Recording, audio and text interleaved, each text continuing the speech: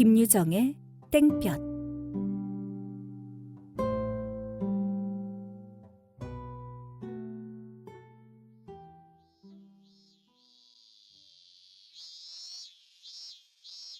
우람스레 생긴 덕순이는 바른 팔로 왼편 소매자락을 끌어다 콧등에 땀방울을 훑고는 통한 내거리에 와 다리를 딱 멈추었다. 더위에 익어 얼굴이 벌거니 사방을 둘러본다. 중복 허리에 뜨거운 땡볕이라 길 가는 사람은 저편 처마 밑으로만 뱅뱅 돌고 있다. 지면은 번들번들이 달아 자동차가 지날 적마다 숨이 탁할 만치 무더운 먼지를 풍겨놓는 것이다. 덕순이는 아무리 참아보아도 자기가 길을 물어 좋을 만치 그렇게 여유 있는 얼굴이 보이지 않음을 알자 소매자락으로 또 한 번 땀을 훑어본다. 그리고 거북한 표정으로 벙벙이 섰다. 때마침 옆으로 지나는 어린 깍쟁이에게 공손히 손짓을 한다. 예, 대학병원을 어디로 가니? 이리로 곧장 가세요. 덕순이는 어린 깍쟁이가 턱으로 가리킨 대로 그 길을 북으로 접어들며 다시 내걷기 시작한다. 내딛는 한 발짝마다 무거운 지게는 어깨에 배기고 등줄기에서 쏟아져 내리는 진땀에 궁둥이는 쓰라릴 만치 물렀다. 속타는 불김을 입으로 불어가며 허덕지덕 올라오다 엄지손가락으로 코를 힝 풀어 그 옆 전봇대 허리에 쓱 문댈 때에는 그는 어지간히 가슴이 답답하였다. 당장 지게를 벗어 던지고 푸른 그늘에 가 나자빠지고 싶은 생각이 굴뚝 같으련만 그걸 못하니 짜증이 안 날 수 없다.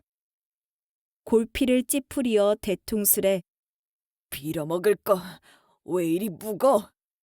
하고 내뱉으려 하였으나 그러나 지게 위에서 무색하여질 아내를 생각하고 꼭 참아버린다. 제 속으로만 끙끙거리다 겨우 에이, 덥다.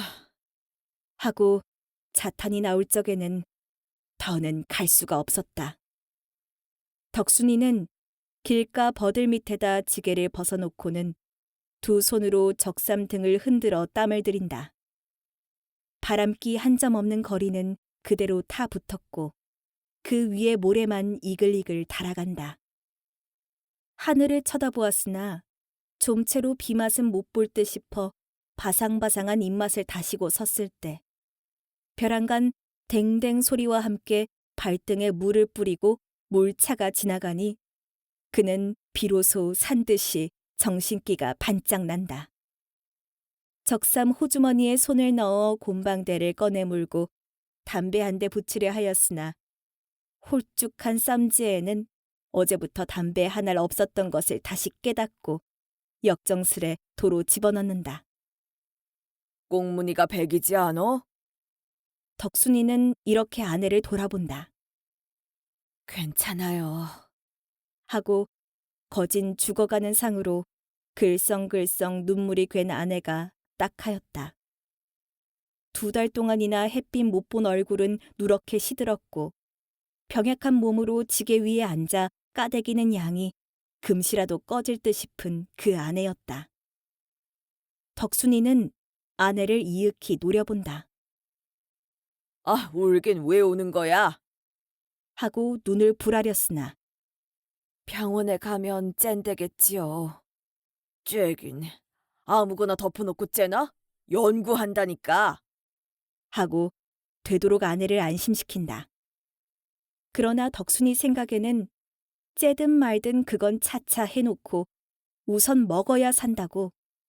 왜 기영의 할아버지의 말씀 못 들었어? 병원서 월급을 주고 고쳐준다는 게 정말인가요? 그럼 노인이 설마 거짓말을 하려고. 그래 시방도 대학병원의 2등 박사인가 뭐가 14살 된 조선 아이가 어른보다도 더 부대한 걸 보고 하도 이상한 병이라고 붙잡아 들여서 한 달에 10원씩 월급을 주고 그뿐인가? 먹이고 입히고 이래가며 지금 연구하고 있대지 않어? 그럼 나도 허구한 날 늘 병원에만 있게 되겠구려. 이제 가봐야 알지 어떻게 될는지. 이렇게 시원스레 받기는 받았으나 덕순이 자신 역시 기영 할아버지의 말을 꼭 믿어서 좋을지가 의문이었다. 시골서 올라온 지 얼마 안 되는 그로서는 서울 일이라 혹 알 수 없을 듯 싶어 무료 진찰권을 내온데 더 되지 않았다. 그렇다 하더라도 병이 괴상하면 할수록 혹은 고치기가 어려우면 어려울수록 월급이 많다는 것인데 영문 모를 아내의 이 병은 얼마짜리나 되겠는가고 속으로 무척 궁금하였다. 아이가 10원이라니 이건 한 15원쯤 주겠는가. 그렇다면 병 고치니 좋고 먹으니 좋고 두루두루 팔자를 고치리라고 속 안으로 육조 배판을 느리고 섰을 때 여보십시오. 이 재미 하나 잡숴보십시오. 하고 조만치서 참외를 버려놓고 앉았는 아이가 시선을 끌어간다. 길쭉길쭉하고 싱싱한 놈들이 과연 뜨거운 복중에 하나 벗겨들고 으썩 깨물어 봄직한 참외였다. 덕순이는 참외를 이놈 저놈 멀거니 물색하여 보다 쌈지에 든 잔돈 사전을 얼른 생각은 하였으나 다음 순간에 그건 안 될 말이라고 꺾진 마음으로 시선을 걷어온다. 사전에 1점만 더 보태면 희연 한봉이 되리라고 어제부터 잔뜩 꾸며지고 오던 그 사전. 이걸 참외값으로 녹여서는 사람이 아니다. 지게를 꼭 붙들어. 덕순이는 지게를 지고 다시 일어나며 그 15원을 생각했던 것이니 그로서는 너무도 벅찬 희망의 보행이었다. 덕순이는 간호부가 지도하여 주는 대로 산부인과 문 밖에서 제 차례가 돌아오기를 기다리고 있었다. 아내는 남편이 업어다 놓은 대로 걸상에 가 번듯이 늘어져 괴로운 숨을 견디지 못한다. 요량 없이 부어오른 아랫배를 한 손으로 치맛째 걷어 안고는 매 호흡마다 간댕거리는 야윈 고개로 가쁜 숨을 돌리고 있는 것이다. 게다가 수술실에서 들것으로 담아내는 환자와 피고름이 섞인 쓰레기통을 보는 것은 그로 하여금 해쓱한 얼굴로 이를 떨도록 하기에는 너무도 충분한 풍경이었다. 너무 그렇게 겁내지 마라. 그래도 다 죽을 사람이 병원에 와야 살아나가는 거야. 덕순이는 아내를 위안하기 위하여 이런 소리도 하는 것이나 기실 아내 못지않게 저로도 조바심이 적지 않았다. 아내의 이 병이 무슨 병일까? 짜장 기이한 병이라서 월급을 타먹고 있게 될 것인가? 또는 아내의 병을 씻은 듯이 고쳐줄 수 있겠는가? 겸삼수삼 모두가 궁거웠다. 이 생각 저 생각으로 덕순이는 아내의 상체를 떠받쳐주고 있다가 우연히도 맞은편 타구 옆댕이에 가 떨어져 있는 벌연 꽁댕이에 한눈이 팔린다. 그는 사방을 잠깐 살펴보고 힝하게 가서 집어다가는 곰방대에 피워 물며 제 차례를 기다렸으나 좀채로 불러주질 않는 것이다. 이렇게 하여 그들은 허무히도 2시간을 보냈다. 한 점을 14분가량 지났을 때 간호부가 다시 나와 덕순이 아내의 성명을 외는 것이다. 네, 여기 있습니다. 덕순이는 허둥지둥 아내를 들쳐업고 진찰실로 들어갔다. 간호부 둘이 달려들어 우선 옷을 벗기고 주무를 째 아내는 놀란 토끼와 같이 조그맣게 되어 떨고 있었다.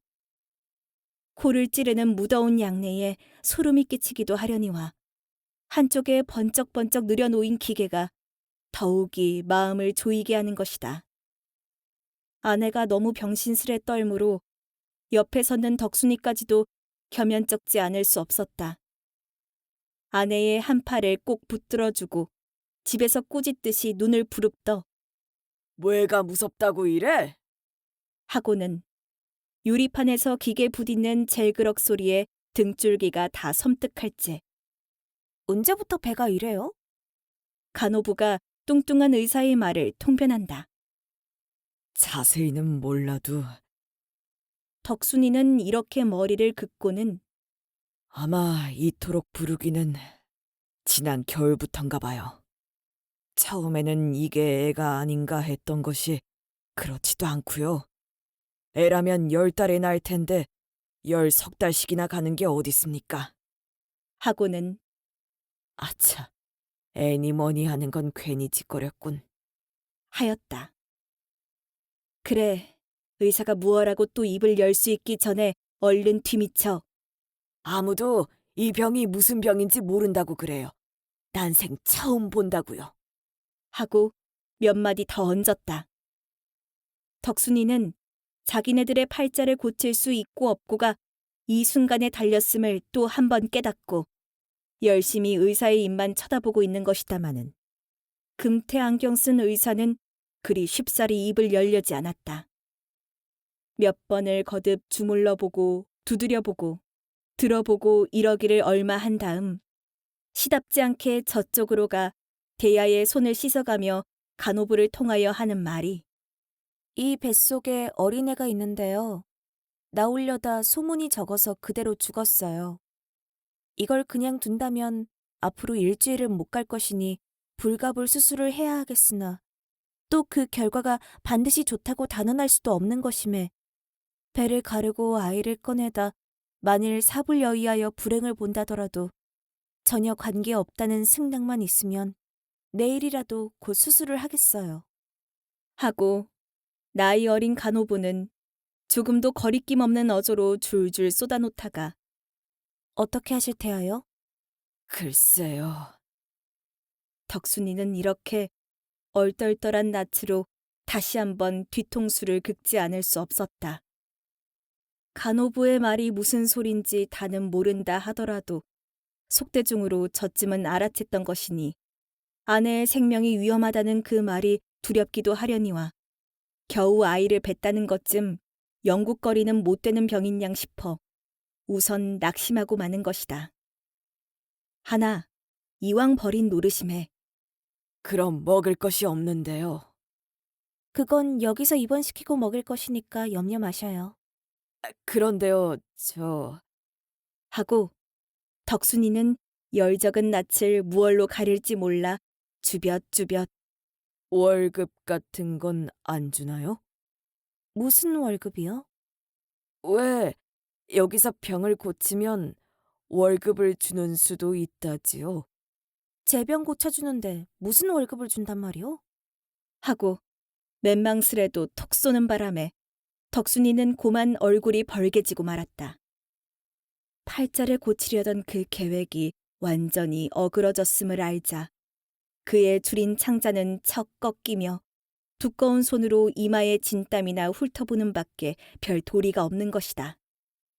하나, 아내의 생명은 어차피 건져야 하겠기로 공손히 허리를 굽신하여 그럼 내일 데리고 올게. 어떻게 해주십시오. 하고 되도록 빌부터 보았던 것이 그때까지 끔찍끔찍한 소리에 얼이 빠져서 멀뚱히 누웠던 아내가 벼랑간 기급을 하여 일어나 살뚱맞은 목성으로 나는 죽으면 죽었지. 배는 안 째요. 하고 얼굴이 노랗게 되는 데는 더 할 말이 없었다. 죽이더라도 제 원대로나 죽게 하는 것이 혹은 남편 된 사람의 도릴지도 모른다. 아내의 꼴에 하도 어이가 없어 죽는 것보담야 수술을 하는 게 좀 낫겠죠. 비소를 금치 못하고 섰는 간호부와 의사가 눈에 보이지 않도록 덕순이는 시선을 외면하여 뚱싯뚱싯 아내를 업고 나왔다. 지게 위에 올려놓은 다음 엎디어 다시 지고 일어나려니 이게 웬일일까. 아까 오던 때와는 갑절이나 무거웠다. 덕순이는 얼마 전에 희망이 가득히 차 올라가던 길을 힘 풀린 걸음으로 터덜터덜 내려오고 있었다. 보지는 않아도 지게 위에서 소리를 죽여 훌쩍훌쩍 울고 있는 아내가 눈앞에 환한 것이다. 학식이 많은 의사는 일자무식인 덕순이 내외보다는 더 많이 알 것이니 생명이 한 이래를 못 가리라던 그 말을 어째 볼 도리가 없다.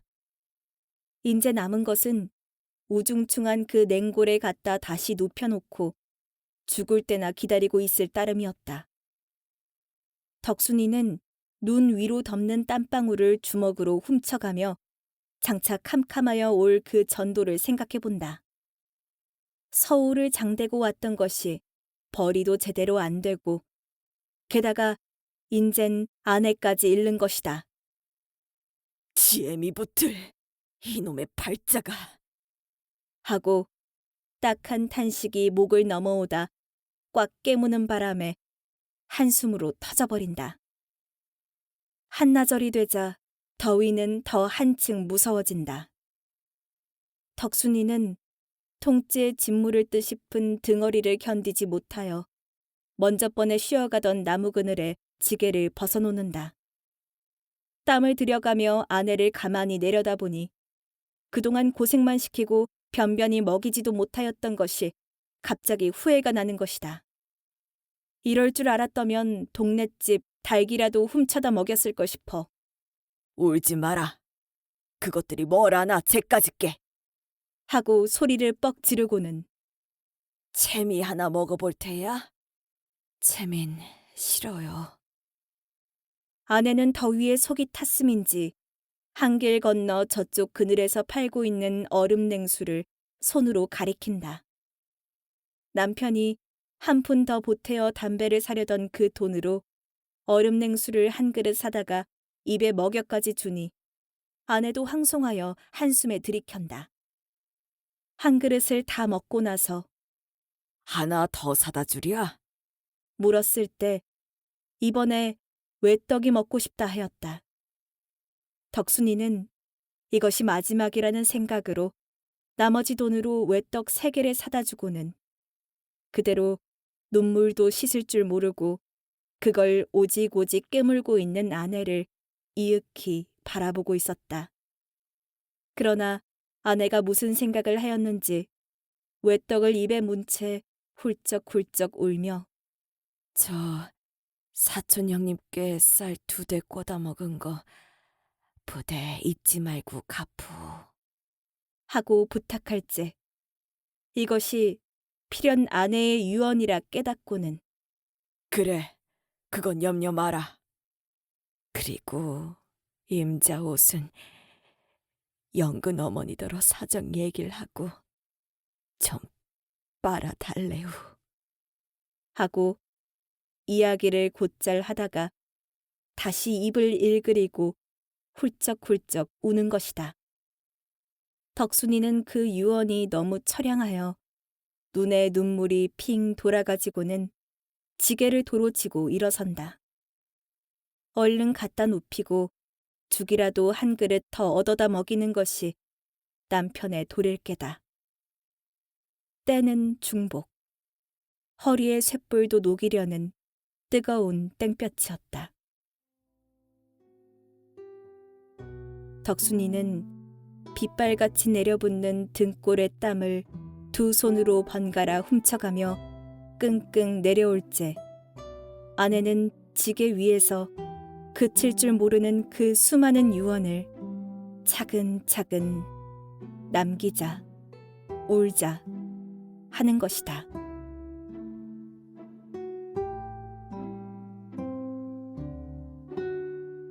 사단법인 올제 제작 낭독 문정혜 저자 김유정